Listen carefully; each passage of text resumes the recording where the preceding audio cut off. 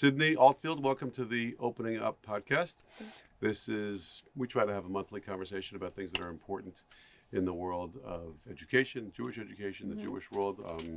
We had, our last guest was Rabbi Avi Weiss, and we spoke about, because we were honoring Natan Sharansky at our dinner, which you were so kind to attend. So we spoke about his role kind of in the Soviet Jewry movement and the things that our kids can learn from it. So today's topic is really, really different, but a different kind of advocacy, I would say. So maybe just tell us who you are. Yeah, Sydney Altfield. We all know that already, though. Grew up in Miami, Florida. Went to Jewish day school, only starting in the middle of 7th grade. So I went to public school before that, went in the middle of 7th grade.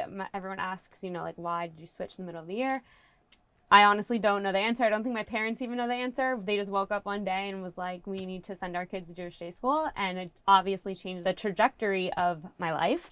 And yeah, it's been What school did you go amazing. to? I went to Hebrew Academy. We played SAR in our basketball tournaments, and they won every year. So SAR won. SAR won. Good. Yeah, Good. you guys Okay, won. The black and the yellow, I'll never forget. You guys won. I was a big student athlete growing up, and SAR was always our biggest rival when they would come down and play basketball. So from there to becoming the CEO of Teach Coalition, first Teach New York, I think, and then Teach Coalition. Tell us how that evolved for you. Yeah. So in college and growing up, I've always been involved and interested in politics. So I didn't want to become a lawyer. And I also always wanted to work for the Jewish community. There was just something drawing me to that. In college, I was in student government. I was student government vice president of my university. And I knew that was kind of like where I wanted to merge my love of Judaism, politics, government. I needed to figure out a niche place. And so I worked for APAC for a little bit, and I loved my work there. And then I got a phone call one day to come and, see what was going on at Teach, see if it was a good fit. Inevitably it was. And 8.5 years later, I now get to run the organization. And you're doing a great job. Thank you. I really have firsthand a view of that, and we've spoken a lot especially over the last year, I think, and since you've taken over the organization. I think my first meeting with, I guess at the time was Teach New York State. I remember there were a few principals who came to a meeting somewhere, and we talked about science and math teachers. Like, how could we get state government to help fund science and math teachers? And to be honest, we were kind of skeptical. Like, okay, this has been... As was everyone else. We know about the separation of church and state, and there's no way that we're going to get funding for science and math teachers. But the conversation was also about how to do it. And we talked about, whether we should be working with teachers unions or without teachers unions, and, different models of how to do this. But it was really a pipe dream. And I think one of the reasons that I've been so impressed is that, it's rare, unfortunately, I guess it's rare to, to come to a meeting about some big idea. And then, I would say maybe 9 times out of 10, we all go our own ways, and maybe we agree to meet again, but you don't see the results as tangibly as we have with Teach. And I can tell you, I've been to SAR for 21 years, and we just talked about some of these numbers before we got on the air. There's still obviously a long way to go, but we are getting significant funding from New York State and from other avenues, the city, state, and federal. We could talk about that, but we are getting significant funding from New York State. I'm going with you to Albany next week with a group of hopefully around 30 people from different schools in the region. What are the priorities? What are you trying to accomplish? What are we trying to accomplish? We're trying to accomplish a few things. We're actually going at a very specific time. We always go in March because that's when budget negotiations are going on.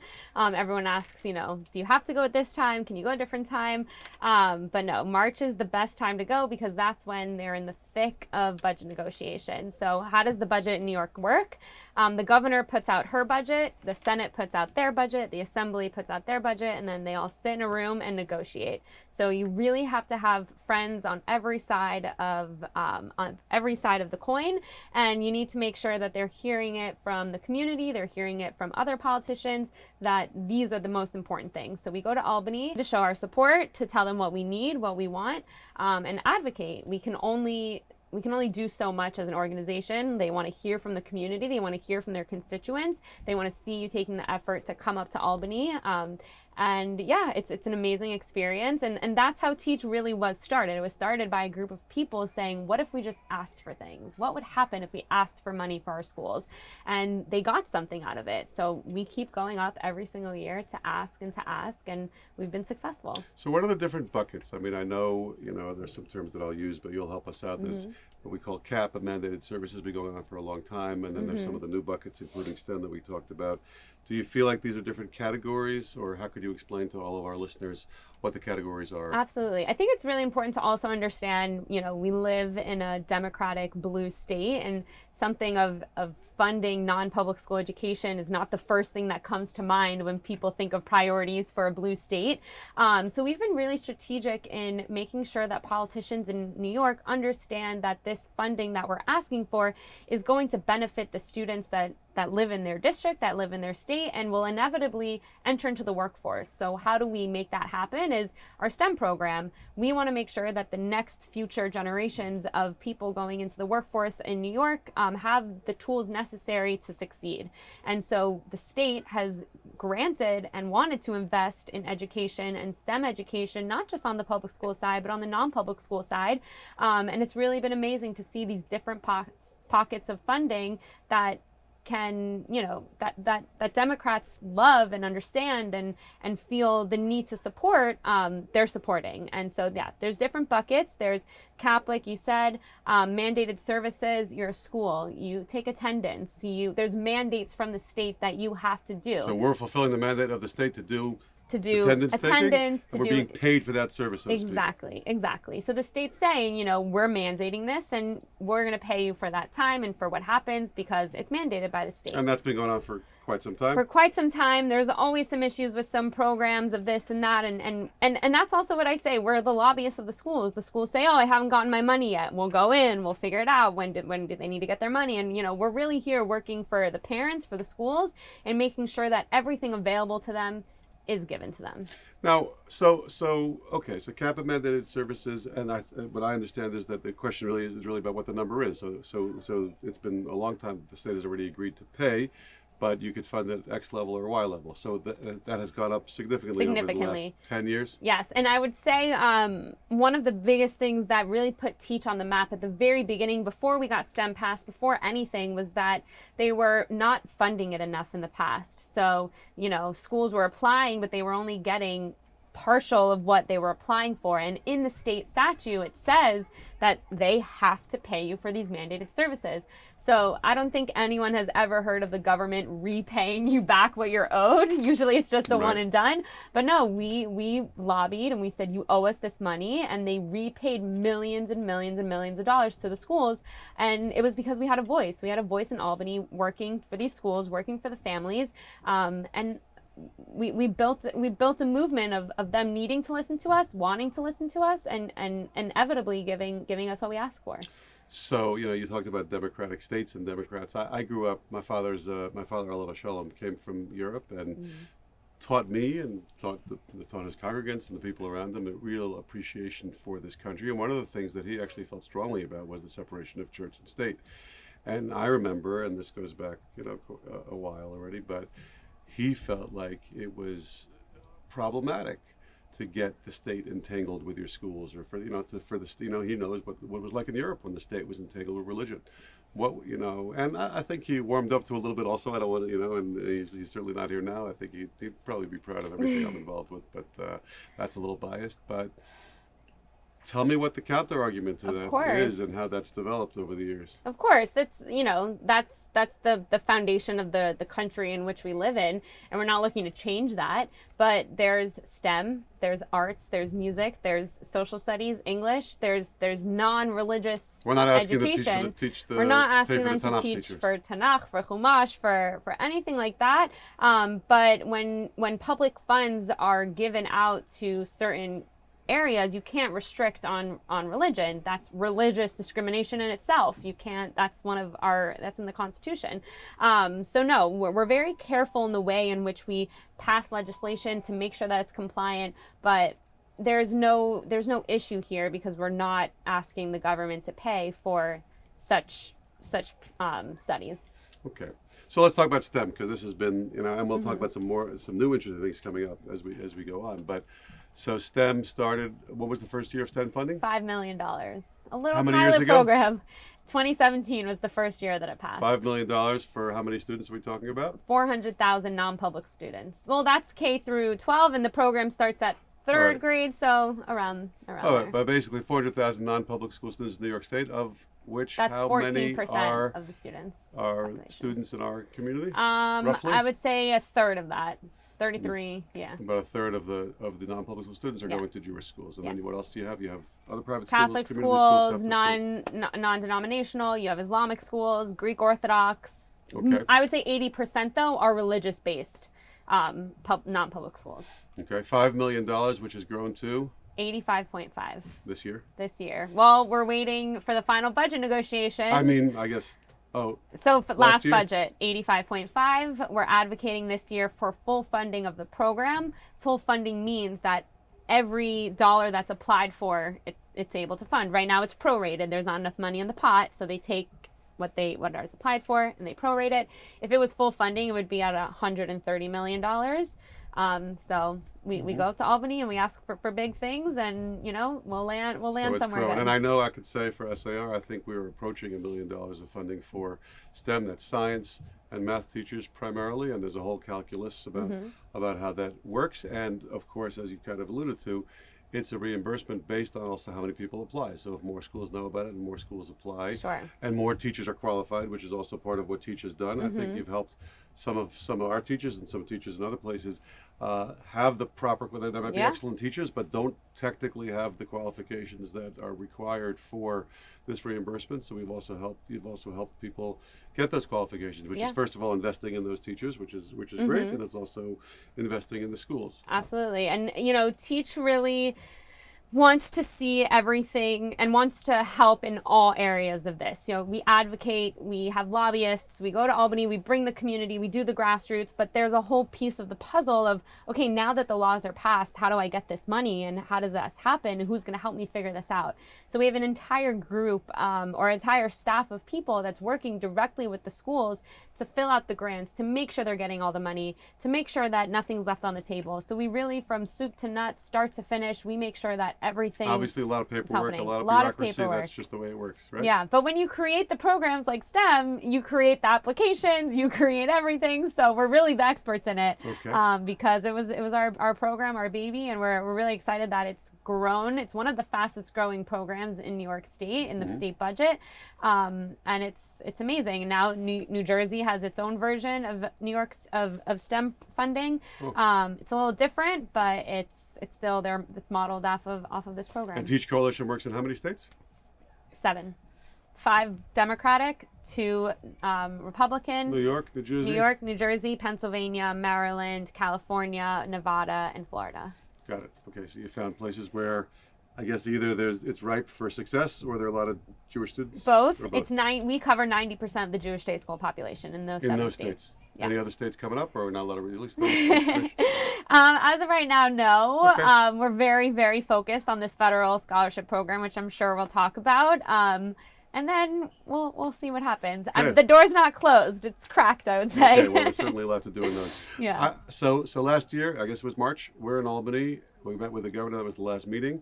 And you had prepped us for the meeting, and there was a discussion about school lunch being funded. And just to give our listeners, I guess, a concrete example of how I think our voice really matters. It was not at all a given that this was going to happen, and even at that meeting, it was important. She spoke about it. She was also prepped for the for the meeting, and she's been thinking about the budget, obviously. And when the budget was passed, it came in with I think $300 million.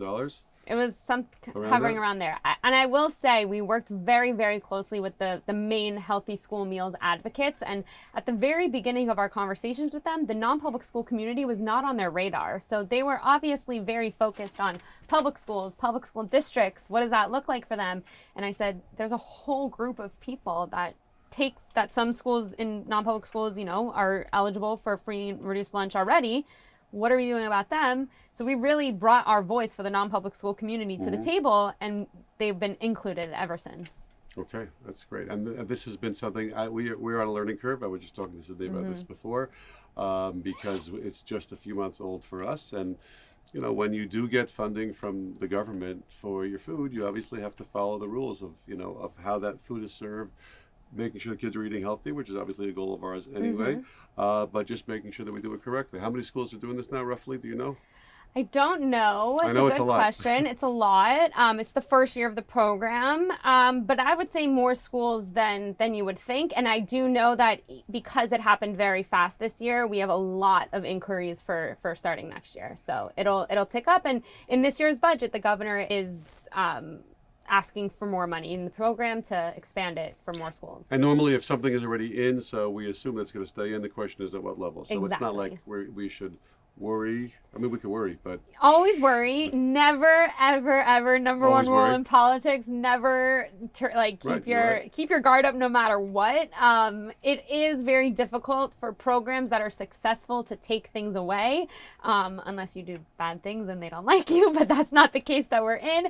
But yeah, now you just have to fight to keep it going up. But that's what we do. We fight to keep it going up. So that was really, really a great success. I know that I don't think we're going to have time to talk about it, but I know there's also work on similar to STEM to arts and music, which was funded at a It was funded at $5 million, and I think everyone was like, "Okay, you did your big STEM passage. You're never going to get anything else." And we went in and we said, "No.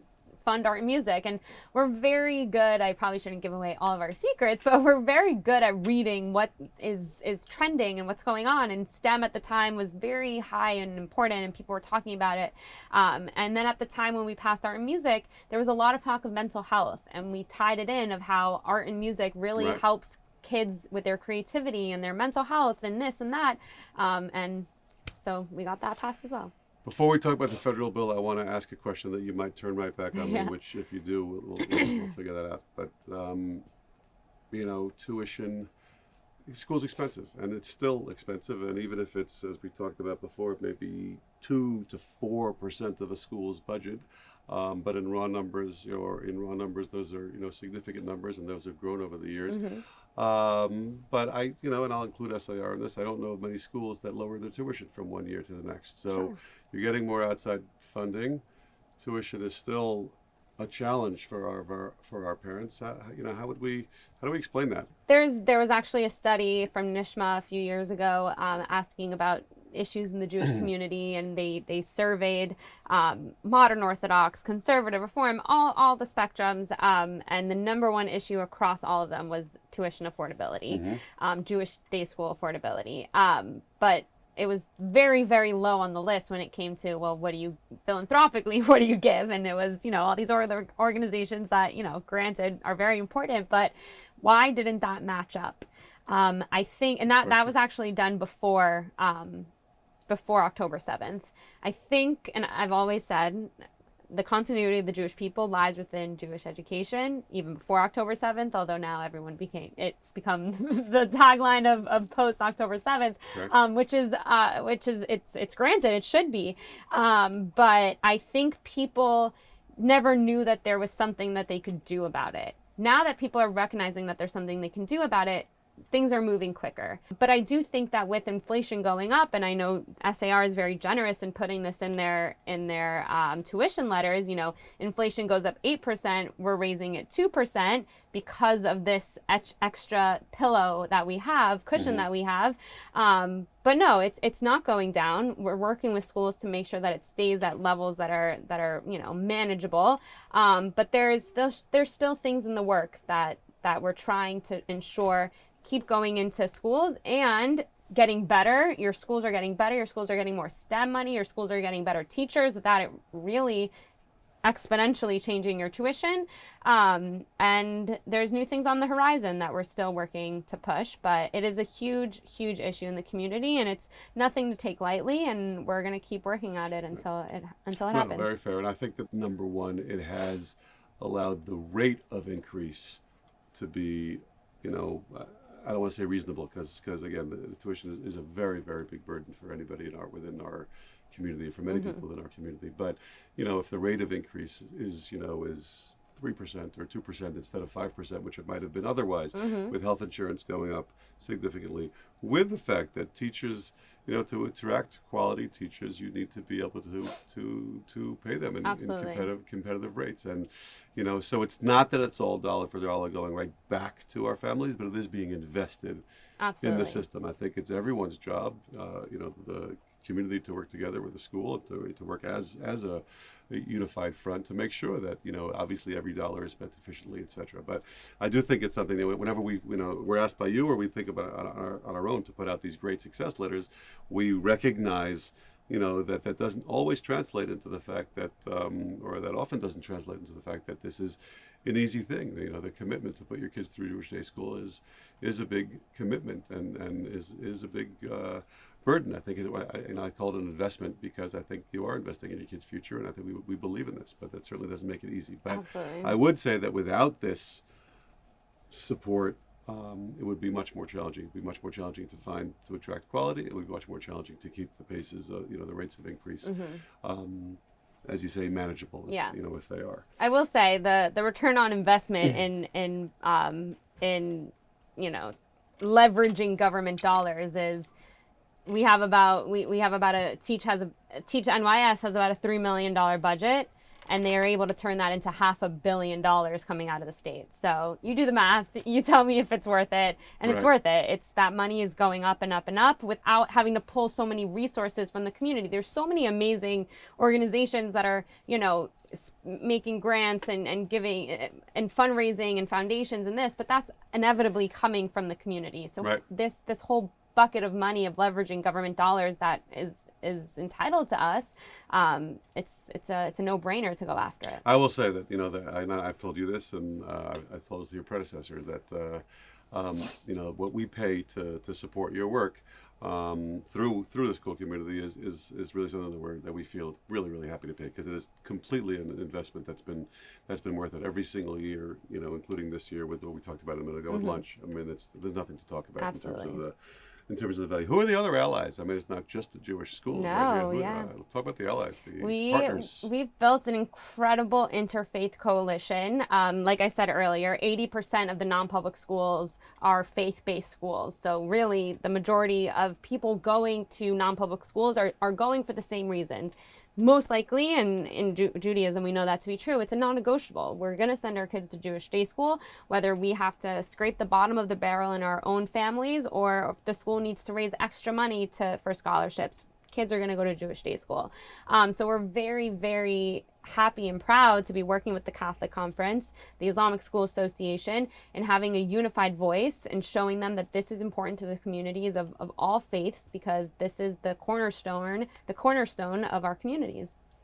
One of the things that I learned on the first trip to Albany a bunch of years ago, and last year again, is to see how small it is, so to speak. Like sometimes you think of government as this like untouchable big behemoth, and in many ways it might be, and certainly federal government might be harder to access in certain ways. But these are just people. I mean, Absolutely. they're very good people.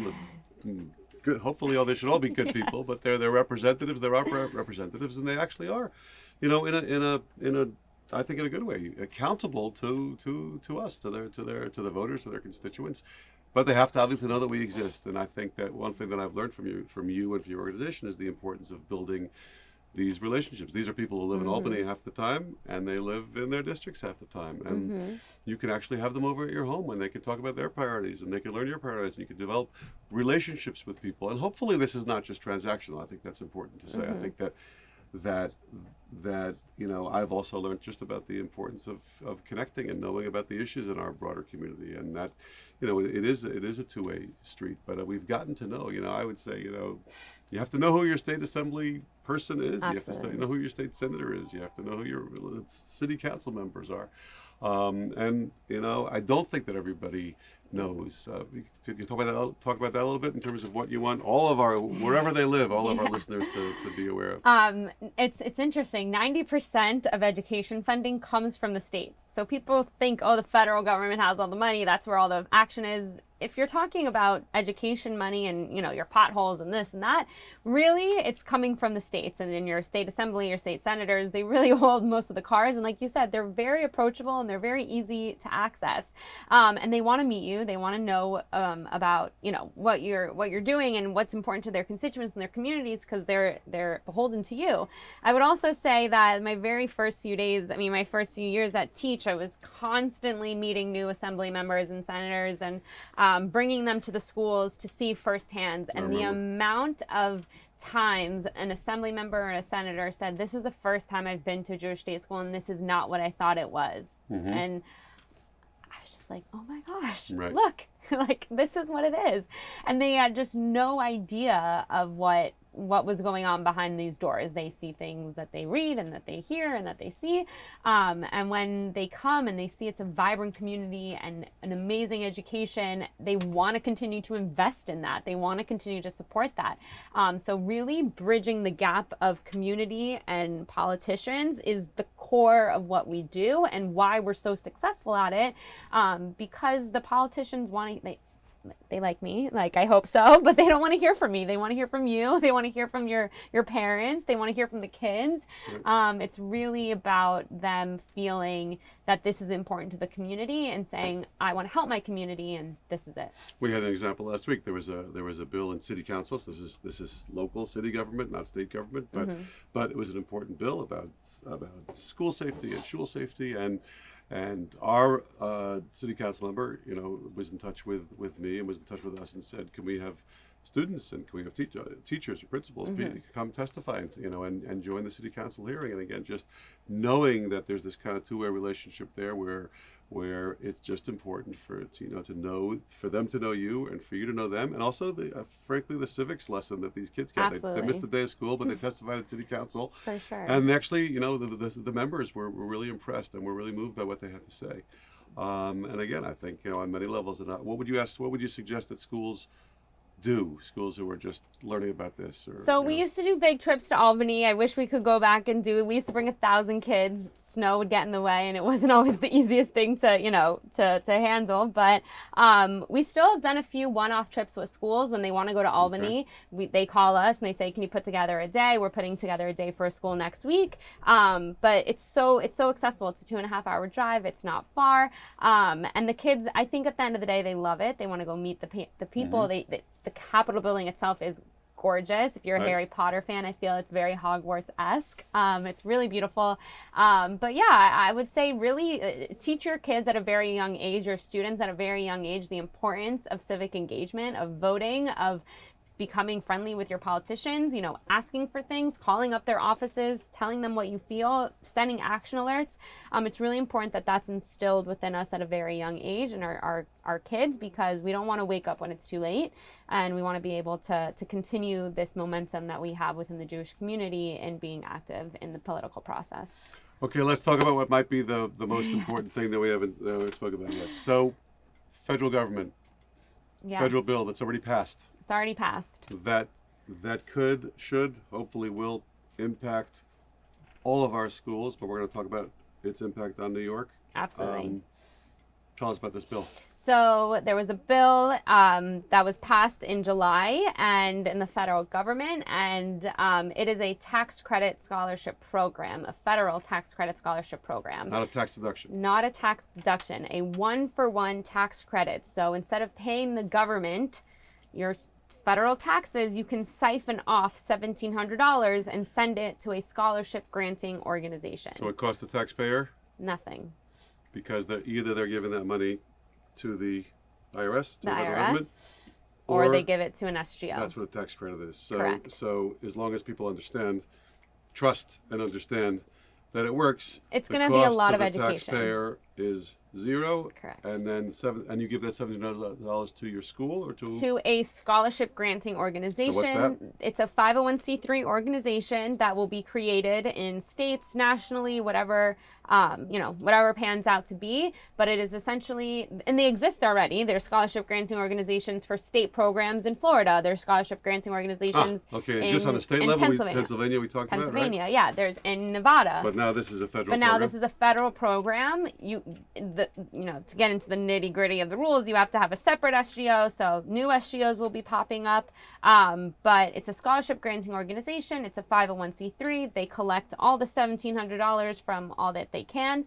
They raise money into this pot of money, whether it's designated, not designated. We don't need to get into the specifics unless you want to. But they basically raise all this money, and then they're able to give out scholarships based on that money. So everyone says, how much is the scholarship going to be? Mm-hmm.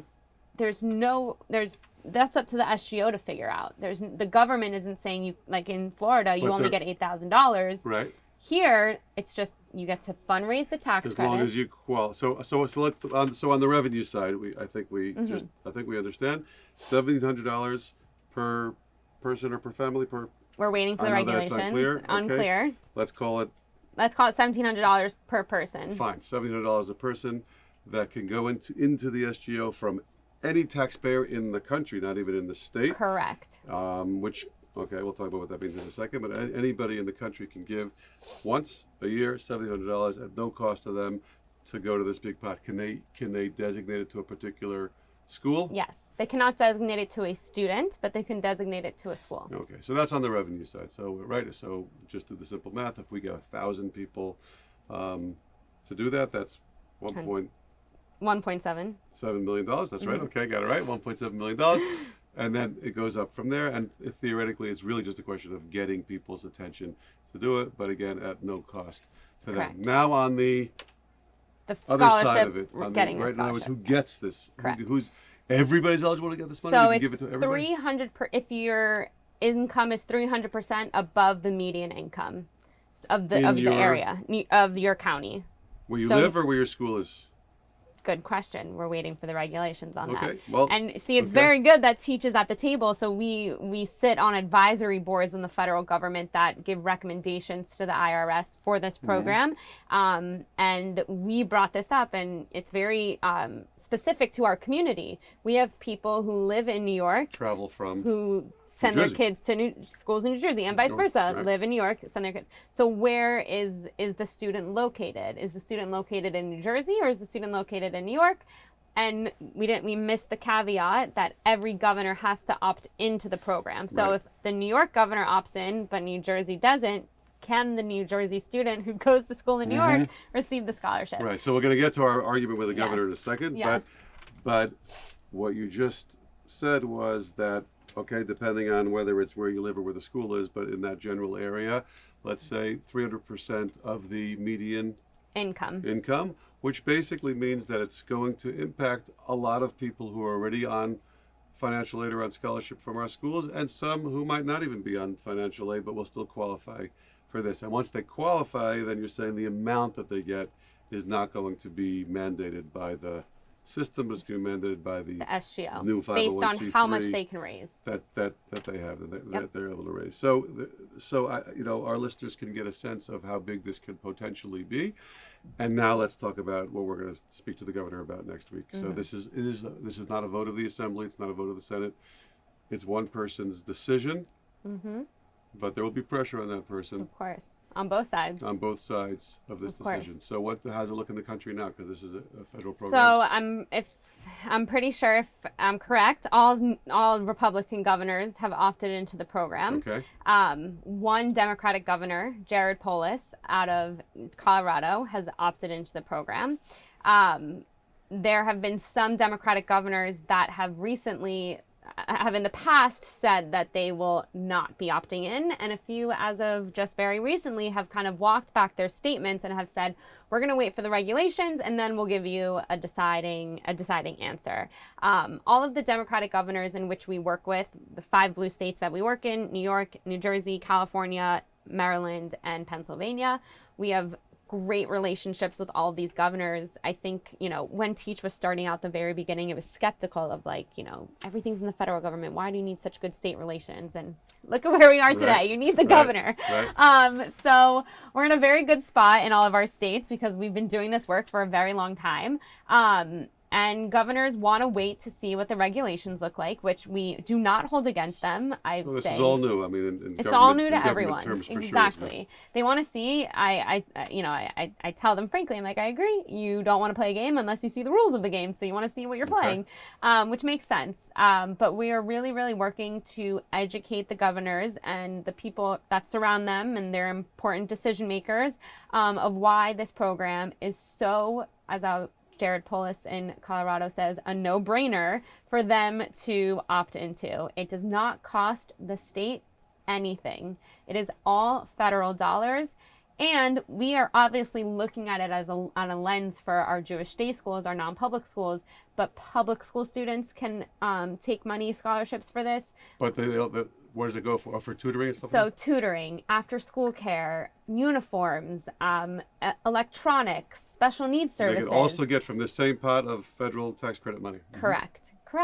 And the number one thing on every governor's mind, Democrat, Republican, everyone right now is affordability. Affordability. So why on earth would we have our governors turning down federal money flowing into the states that's going to not just Which help will our flow families. out of their state if they don't. It right? could, and we can get to that. It's not just going to help the families, but it's going to help businesses thrive. You know, we've been talking to not only education people, but we've been talking to chambers of commerces saying this is going to boost your businesses, your small tutoring groups, your electronic shops in your district. It's going to help different, uniforms and SAT prep and all the different things. It's going to really, really increase the marketplace of education spending without a cost to the state. How could you tell our audience how important this is? I mean, we've tried to describe it in mathematical terms and give everyone a sense of how this works, but the impact of this or the potential, again, I know you the can't potential predict. is huge, and there's so much numbers we don't know. We don't know how many donors are actually going to give the money because it's so new. A lot of people need to learn this. How will impact fundraising potentially?